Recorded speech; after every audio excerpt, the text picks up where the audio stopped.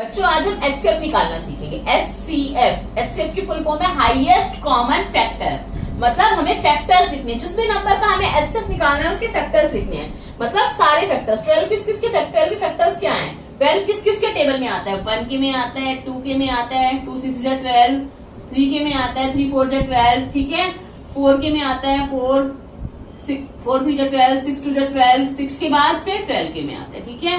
यानी ये सारे नंबर्स क्या है? 12 के फैक्टर। अब 18 के लिखने हैं। 18 किस किस के टेबल में आएगा? 1 के में आएगा, 2 के में आएगा, 3 4 नहीं आएगा, 5 नहीं आएगा, 6 आएगा उसके बाद, ठीक है। 7 8 9 आएगा, फिर 18 आएगा, ठीक है। मतलब किस किस के टेबल में आ रहा है हमें ये देखना है। इन सब के टेबल में 18 आता है, ठीक है। 24 किस किस के टेबल में आता है? 1 के आता है, 2 के में आता है, 3 के में भी आता है और 4 के में भी आता है, ठीक है। 5 के नहीं आएगा, 6 के आएगा, 7 8 के में आएगा, 9 के में नहीं आएगा, 10 के में नहीं आएगा, 11 12 पे जाएगा फिर उसके बाद, ठीक है।